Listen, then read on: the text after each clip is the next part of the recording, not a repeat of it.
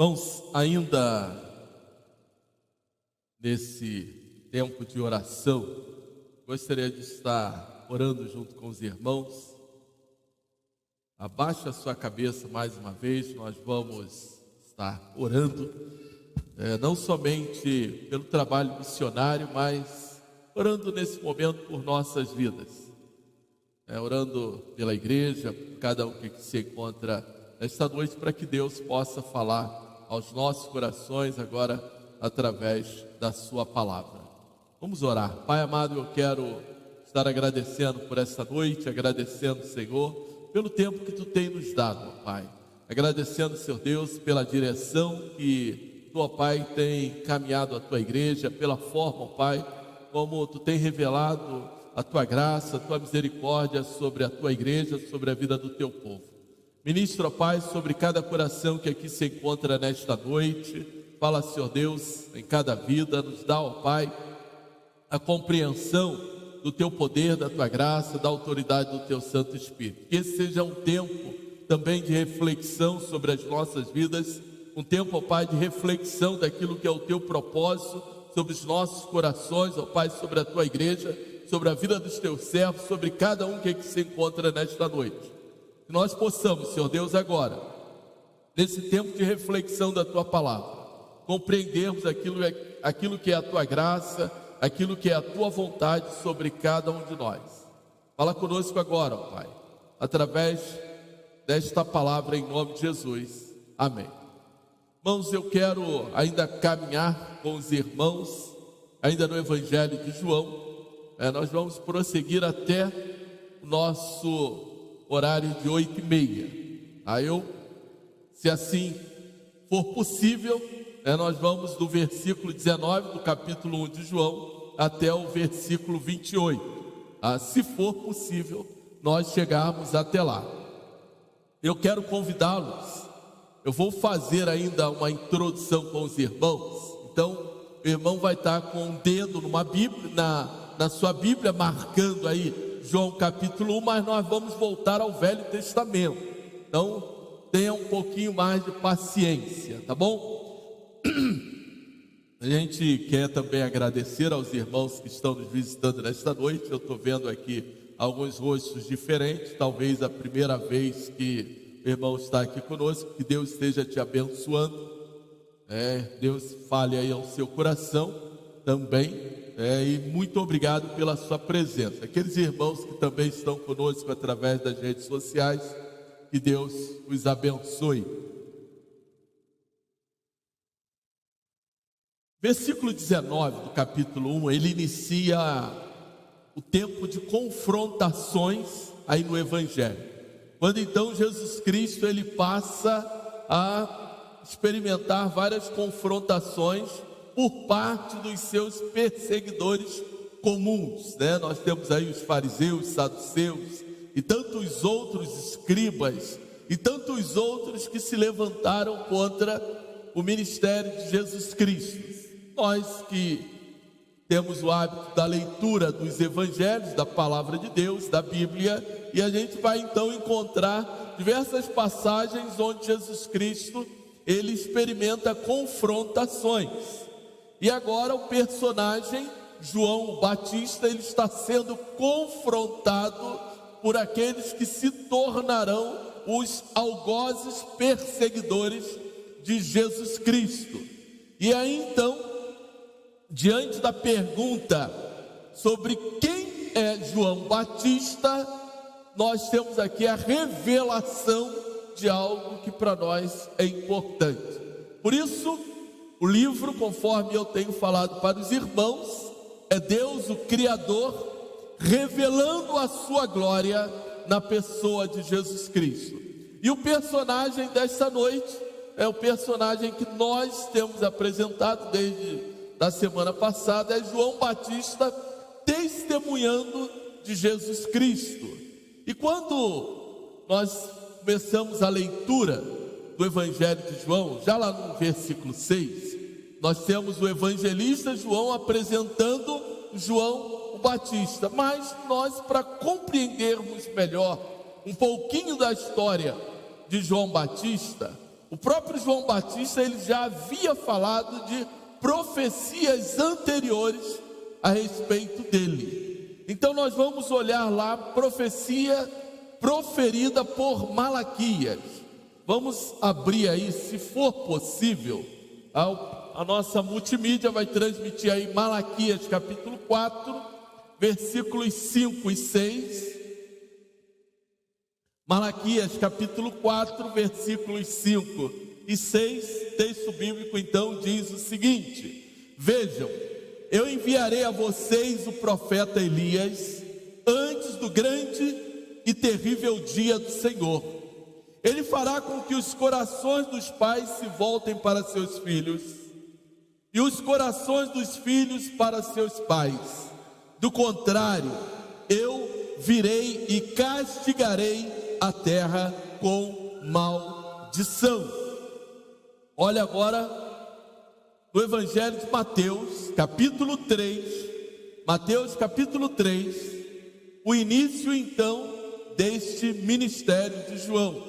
Mateus, ele traz algumas ênfases que muitas das vezes nós ouvimos essas mensagens e aí então ficamos com algumas perguntas, tá?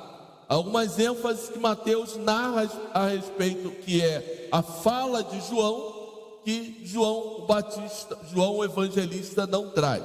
Mateus 3, capítulos de 1 a 12. Naqueles dias surgiu João Batista pregando no deserto da Judéia. Ele dizia: arrependam-se, porque o reino dos céus está próximo. Este é aquele que foi anunciado pelo profeta Isaías. Voz do que clama no deserto: preparem um caminho para o Senhor, façam veredas retas para ele. As roupas de João eram feitas de pelo de camelo, e ele usava um cinto de couro na cintura. O seu alimento era gafanhotos e mel silvestre. A ele vinham gente de Jerusalém, de toda a Judéia e de toda a região ao redor do Jordão, confessando os seus pecados, eram batizados por ele no rio Jordão. Quando viu que muitos fariseus e saduceus vinham para onde ele estava batizando, disse-lhes: raça de víboras, quem lhes deu a ideia de fugir da ira que se aproxima? Deem fruto que mostre o arrependimento. Não pense que vocês podem dizer a si mesmo: Abraão é nosso pai, pois eu lhes digo que dessas pedras Deus pode fazer surgir filhos a Abraão. O machado já está posto à raiz das árvores, e toda árvore que não der bom fruto será cortada e lançada ao fogo. Eu os batizo com água para arrependimento, mas depois de mim vem alguém que é mais poderoso do que eu, tanto que não sou digno nem de levar as suas sandálias. Ele os batizará com o Espírito Santo e com fogo. Ele traz a pá em sua mão, ele limpará a sua eira, juntando seu trigo no celeiro, mas queimará a palha com fogo que nunca se apaga. E aí então, agora olhando para João, capítulo 1, dos versículos 19 aos versículos 28, a gente vai então iniciar, pausando aqui a nossa leitura, para que a gente consiga compreender com muita paciência, com muita paz, sem nenhuma dificuldade. Essa semana, sexta-feira, eu falava lá no nosso grupo de comunhão de algo muito importante que a gente precisa se habituar quando nós estamos ouvindo uma pregação, uma mensagem. Fazermos aí algumas anotações. Por exemplo, eu não vou pregar Mateus capítulo 3. Mateus capítulo 3 fala muita coisa que João não fala.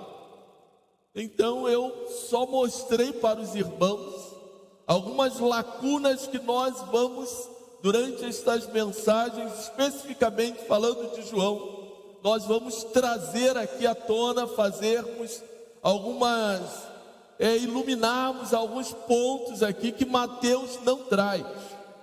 João não traz. Mateus mencionou das palavras de João Batista e João não está mencionando. Então, se o irmão quiser tomar nota, e depois nós podemos conversar e dialogar, porque no nosso grupo de comunhão nós utilizamos a mensagem aqui pregada para conversar com os irmãos. Nosso processo é uma dinâmica de crescimento, edificação, Nós aproveitamos esse tempo que nós temos estado juntos para podermos perceber e crescer e utilizar esse tempo de maturidade também espiritual para a igreja. É importante para aqueles irmãos que têm estado ali conosco. Mas o texto aqui, o Evangelho de João, capítulo 1, versículos 19 ao versículo 21. João então destaca agora o seu testemunho. Esse foi o testemunho de João, quando os judeus de Jerusalém enviaram sacerdotes e levitas para lhe perguntarem quem ele era. Ele confessou e não negou, declarou abertamente: não sou o Cristo. Perguntaram-lhe: e então quem é você? É Elias? Ele disse: não sou. É o profeta? Ele respondeu: não. Por que Elias? Depois essa pergunta volta a ser feita a Jesus Cristo, porque os judeus tinham ali no coração que Elias viria antes da grande vinda de Jesus Cristo, ou do Messias, do ungido de Deus. A palavra Cristo é um ungido, o Messias que os judeus aguardavam. Mas eles tinham como sinal da vinda do Messias a chegada de Elias. E a pergunta que muitos dos judeus, eles não conseguiam compreender se Elias viria, o profeta Elias, viria em carne, ou era uma reencarnação de Elias, ou verdadeiramente o que seria esse Elias. O que Malaquias está nos mostrando é a revelação da autoridade profética que tinha Elias. Não era uma reencarnação de Elias, não era um espírito de Elias que viria, não, mas é a mesma autoridade profética que tinha Elias, que veio então João. O próprio João, ele usa da profecia de Isaías, conforme eu falei semana passada, e o nosso texto aqui de hoje também, ele vai mostrar, versículo 23, João ele faz esta citação, assim como Jesus Cristo, também ele vai utilizar de citações, o Espírito do Senhor está sobre mim, citações de Isaías, para trazer sobre si a autoridade que Deus estava trazendo sobre ele, para declarar que ele era o cumprimento de uma profecia. O que João estaria fazendo é que ele era o cumprimento de uma profecia, ele era a autoridade de Deus que estava ali. Há um outro aspecto que Mateus está nos mostrando, e depois nós vamos ver futuramente, é sobre o próprio batismo de Jesus Cristo. O sacerdote, ou um profeta, ou um rei, ele, para exercer esta autoridade humana, ele tinha que receber a unção sacerdotal. Aqueles sacerdotes que ali então estavam no tempo de Jesus não tinham a autoridade espiritual de Deus para exercer o sacerdócio. E quem exerce através do batismo de Jesus essa unção humana é João Batista. É por isso a necessidade de Jesus Cristo ser batizado, porque João Batista não veio do nada. Foi Deus que ali o enviou, para que então João Batista, ele testemunhasse o Espírito de Deus sobre Jesus Cristo. É por isso que os evangelistas, eles narram o testemunho de João Batista, quando então, ao batizar Jesus Cristo, João Batista, ele vê o Espírito de Deus sobre Jesus Cristo.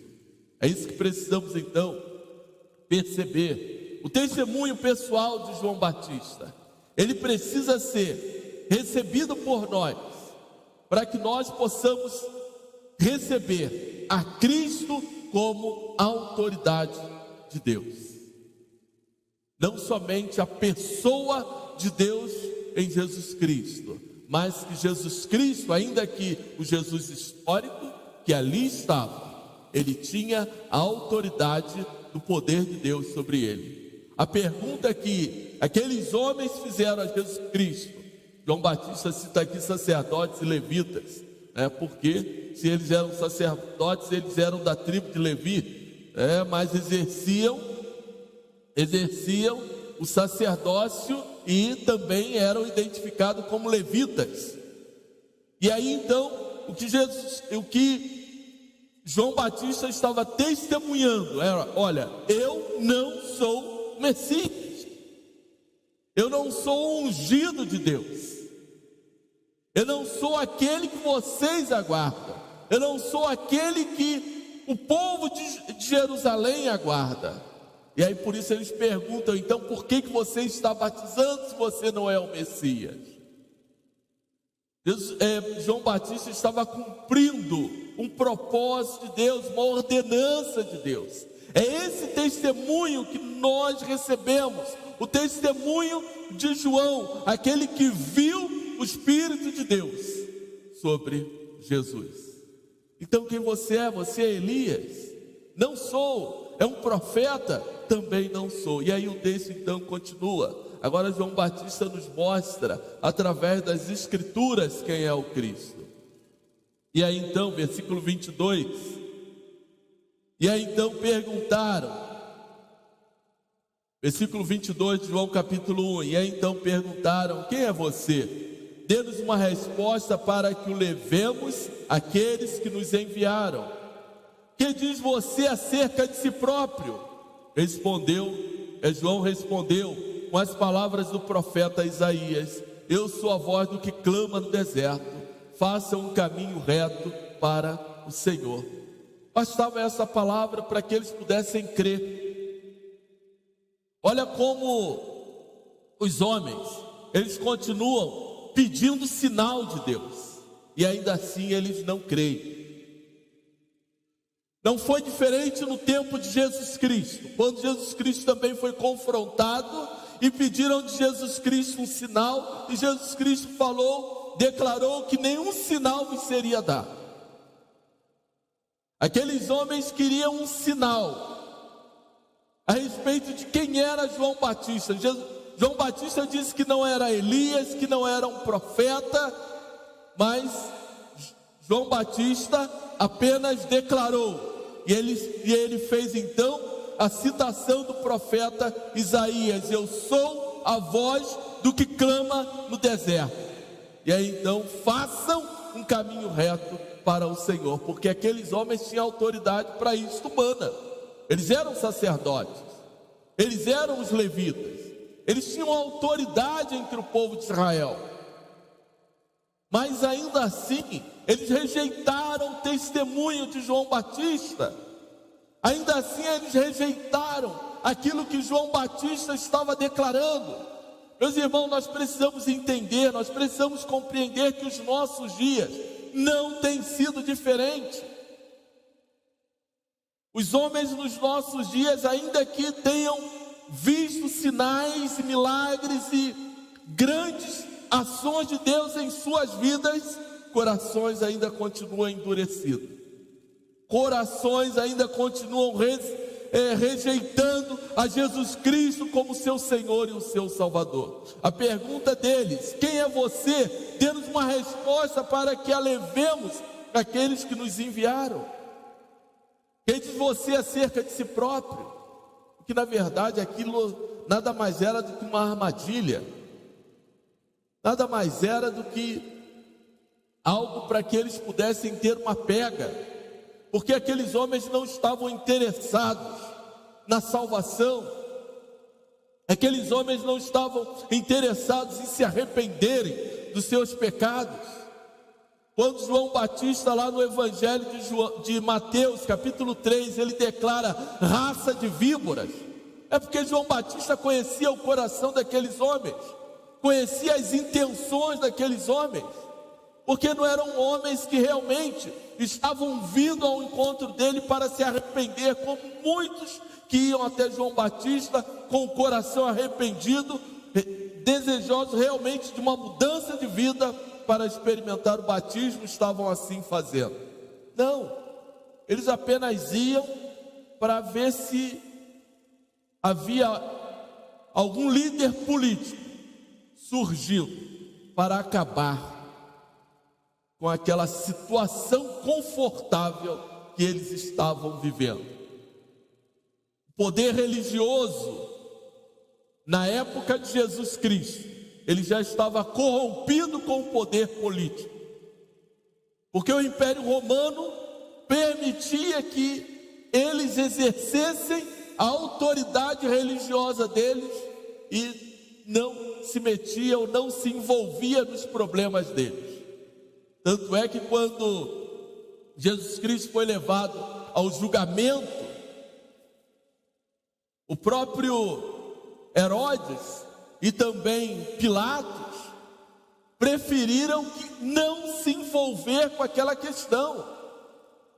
Eles não queriam se envolver com aqueles problemas da igreja. Os líderes que ali estavam, que foram levados para julgar Jesus, eles simplesmente queriam: olha, isso aí é questão da religião de vocês, isso aí é problema de vocês. Só que os judeus não poderiam matar Jesus.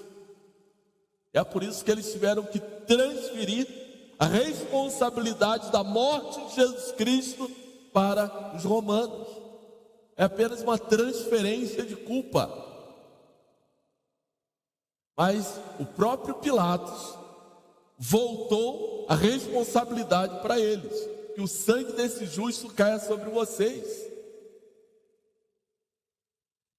Esse é o problema da rejeição, esse é o problema da dureza do coração, quando os nossos corações se endurecem diante da verdade, rejeitam a verdade de Jesus Cristo. O testemunho de João Batista exalta Cristo, o ungido de Deus. Os versículos 24 ao versículo 28. Alguns fariseus que tinham sido enviados interrogaram: então por que você batiza, se não é o Cristo, nem Elias, nem o profeta? Respondeu João: eu batizo com água, mas entre vocês está alguém que vocês não conhecem. Ele é aquele que vem depois de mim, cujas correias das sandálias não sou digno de desamarrar. E tudo isso aconteceu em Betânia, do outro lado do Jordão, onde João estava batizando.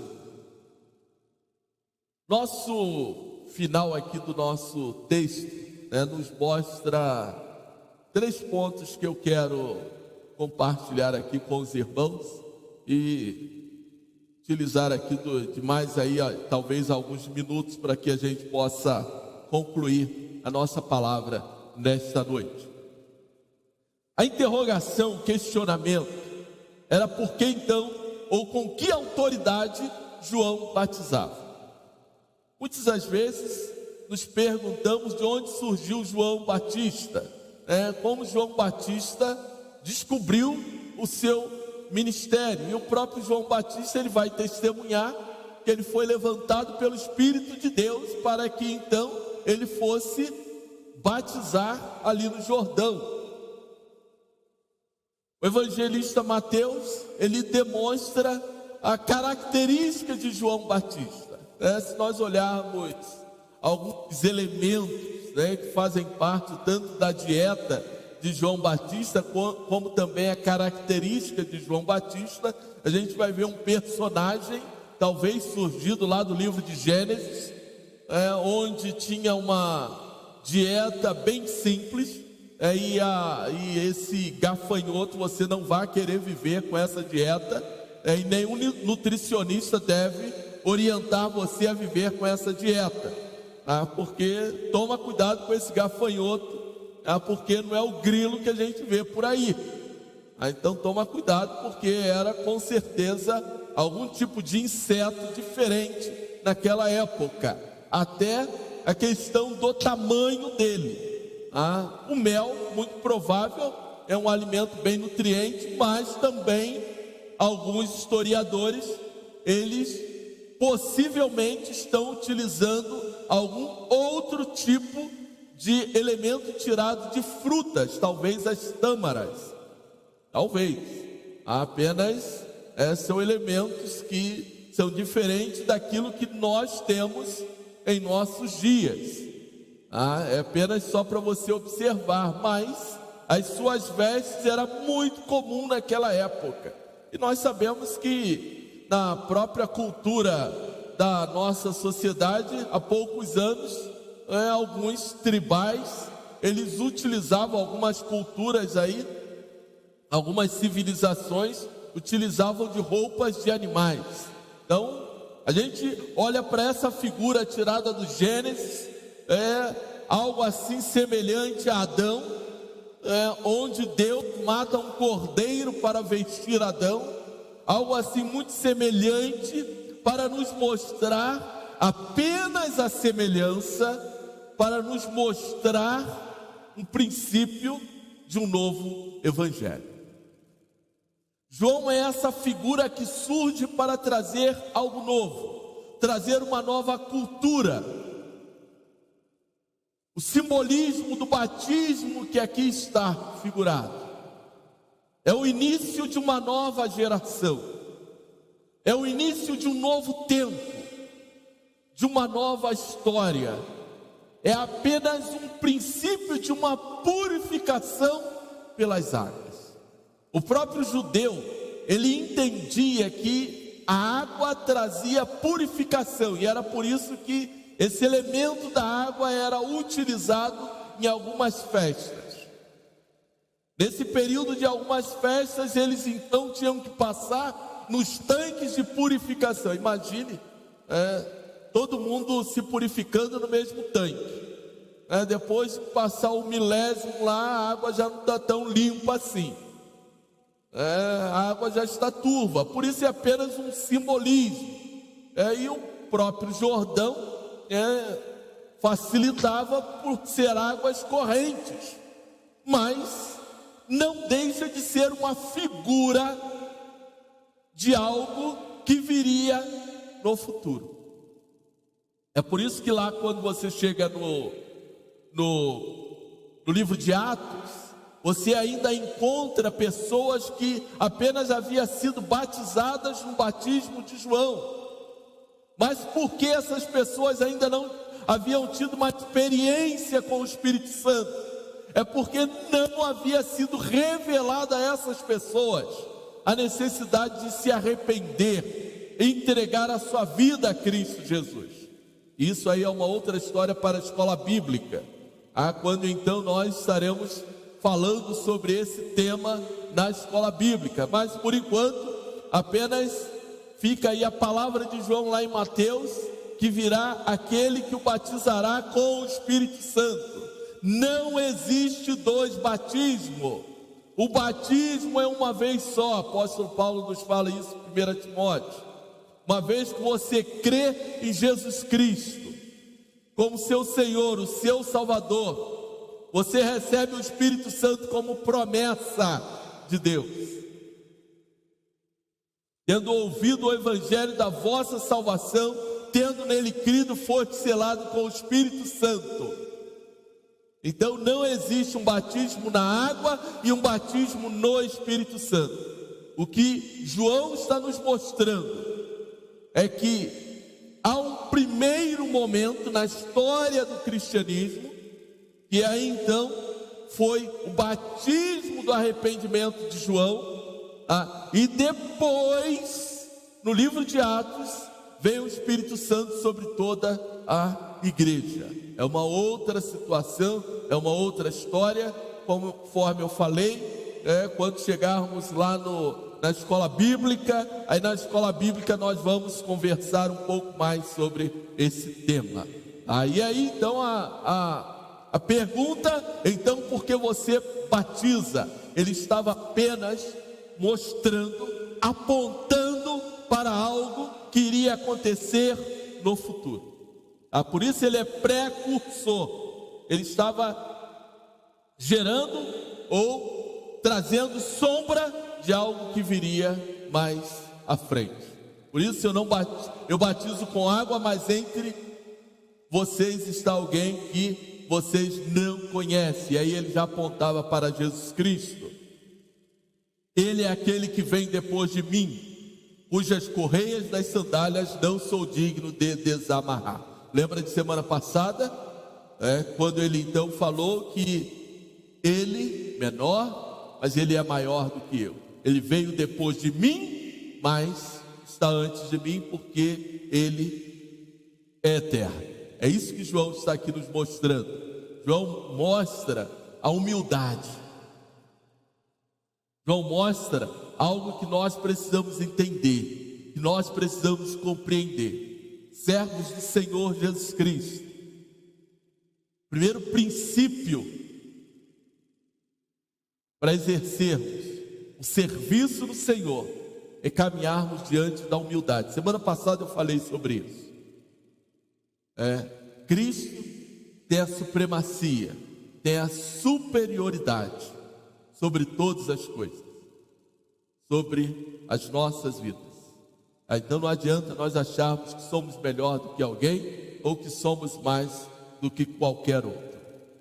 E aí então, versículo 28, apenas para nos mostrar o lugar onde João Batista iniciou o seu ministério. E aí ele encerra dizendo: tudo isso aconteceu em Betânia, do outro lado do Jordão, onde João estava batizando. Mas no dia seguinte, que aí o capítulo 29, João já está na outra parte do Jordão. Aí nós vamos deixar para a semana que vem. Eu quero só concluir te dizendo o seguinte: quero te mostrar esses 3 pontos aqui que nós falamos. João testemunhou. E o testemunho de João não foi somente para os sacerdotes e levitas da sua época. O testemunho de João, ele tem o mesmo valor dos nossos dias. Porque nós estamos lendo o Evangelho de João hoje. Nós precisamos crer em Jesus Cristo como Filho de Deus. Precisamos crer nesta verdade que muitos hoje não creem. Jesus Cristo é a revelação de Deus aos homens. Esse é o testemunho de João. João foi levantado por Deus. O Espírito do Senhor usou a João para testemunhar. O Espírito Santo, o Espírito do Senhor levantou João como profeta no deserto para testemunhar de Jesus Cristo como nosso Senhor, o nosso Salvador, para testemunhar de Jesus Cristo como Filho de Deus. Por isso a pergunta: eu não sou o Cristo, eu não sou o Cristo, eu não sou o ungido de Deus, mas eu sou a voz do que clama no deserto. Eu fui levantado por Deus para anunciar a Jesus Cristo. Esse é o testemunho pessoal de João. E a palavra de Deus, ela não mente. Eu li aqui Malaquias capítulo 4, Isaías 40, eu sou a voz do que clama no deserto. Faça um caminho reto para o Senhor. E nós hoje somos esses que testemunhamos de Cristo Jesus. O nosso papel como cristão, como servos do Senhor, ainda que não somos um profeta no sentido bíblico, mas somos o profeta, aquele que anuncia as verdades de Deus, aquele que proclama a palavra de Deus. É isso que é a profecia dos nossos dias, aquele que anuncia as verdades do Evangelho. Segundo, ainda que não somos aqueles do passado, mas nós continuamos a ser luz da verdade. Lembra dos primeiros versículos? João, ele veio para ser a luz, anunciar a Jesus Cristo, anunciar a luz. E Jesus Cristo, no capítulo 5 do Evangelho de João, nos diz que nós somos a luz deste mundo. Aí é isso que nós precisamos fazer quando falamos de missões. Há muitos que vivem em trevas, mas a igreja, ela precisa ser a luz deste mundo, para que aqueles que estão em trevas, aqueles que estão desamparados, eles possam enxergar a esperança através da igreja de Cristo Jesus. E o nosso testemunho precisa sempre apontar para aquele que é maior do que nós, Cristo Jesus. O nosso testemunho não é para ofuscar a Cristo, porque não somos nós que temos que brilhar, mas é Cristo que precisa brilhar, Cristo que precisa ser exaltado, Cristo que precisa ser glorificado. Não somos nós. Nós não somos dignos de nada. Já temos a graça de Deus, a misericórdia do Senhor sobre as nossas vidas. Que Deus abra os nossos corações. Eu oro ao Senhor para que a palavra de Deus, ela possa falar de maneira profunda no teu coração, para que você possa entregar a sua vida a Cristo Jesus, para que Cristo Jesus, ele possa quebrantar o teu coração, você possa experimentar o Espírito Santo do Senhor agindo e operando na sua vida, conforme diz o apóstolo Paulo em Efésios capítulo 1, versículo 13.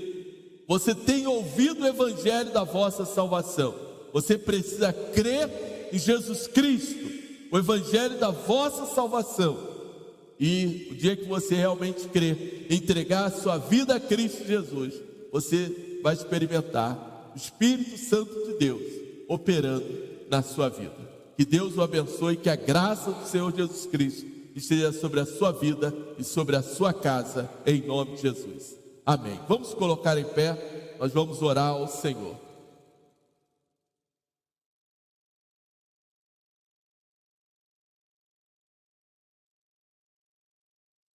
Pai amado, Pai glorificado, exaltado seja o teu santo nome, ó Pai. Senhor, nós louvamos e engrandecemos a Ti, ó Pai. Somos gratos, Senhor Deus, porque Tu nos dá a oportunidade de termos, ó Pai, um encontro verdadeiro contigo, ó Pai.